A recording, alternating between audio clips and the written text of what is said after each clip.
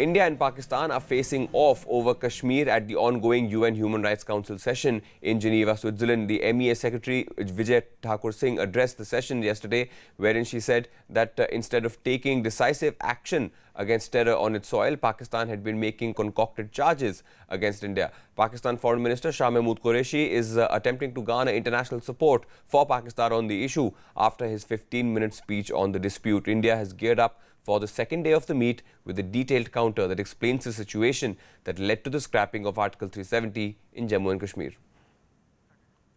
Pakistan Foreign Minister Shah Qureshi addressed the council first. He said that India's decision to scrap Jammu and Kashmir special status was illegal under international law.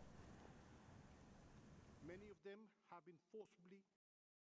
India's unilateral actions of 5th August 2019 of altering the status of occupied Jammu and Kashmir, recognized as a disputed territory by the UN Security Council, are illegal under international law. India's effort to hide its atrocities in the Indian-occupied Jammu and Kashmir by falsely labeling it terrorism and cross-border terrorism are shameless.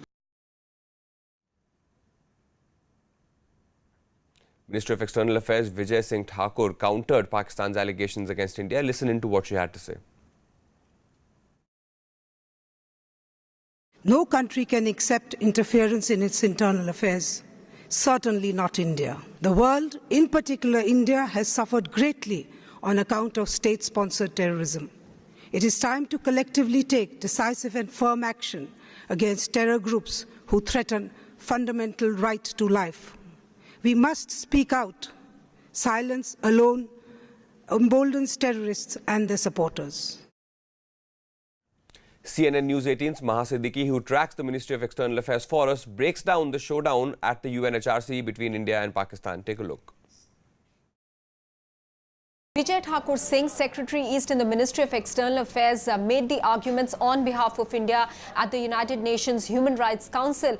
Without naming Pakistan, she called it the epicenter of terror and said that countries use terrorism as a form of alternate diplomacy. She also not just hit out at Pakistan, but also called their allegations against India with regards to Kashmir concocted. She in fact said that abrogation of Article 370 was a sovereign decision of India, completely internal to India, and no country is going to tolerate any sort of interference as far as their internal matters are concerned. Meanwhile, on the domestic front, politics is heating up in India after Pakistan cited Indian opposition leaders in its Kashmir dossier. Finance Minister Nirmala Sitharaman took a swipe at Rahul Gandhi over the issue. The Congress leadership should please look at what is happening within the country and speak in one voice as regards issues like J&K, as regards issues which matter for the country's national security. You rightly pointed out that some of his statements, I would want to think they are unthinking statements, have helped Pakistan and not helped in India's cause. As a very old opposition party, they should have a lot more consultation within the party and take a call rather than blurt out a statement. They've now prepared a particular dossier where they've called Narendra Modi names and also quoted the tweets of the likes of Rahul Gandhi and Omar Abdullah, citing what the situation is in Kashmir.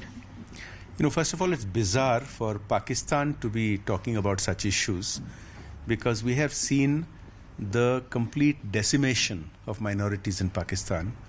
We have seen the takeover of that part of Kashmir, which is occupied by Pakistan and handed over to a third country. But the other aspect, when they are quoting Indian opposition leaders, is truly unfortunate because as the world's largest democracy, everybody in India has the right to voice their opinion. They are welcome to disagree with us, but to bring into question the national interest and to make completely unsubstantiated allegations and charges because they have not been succeeding politically is truly unfortunate.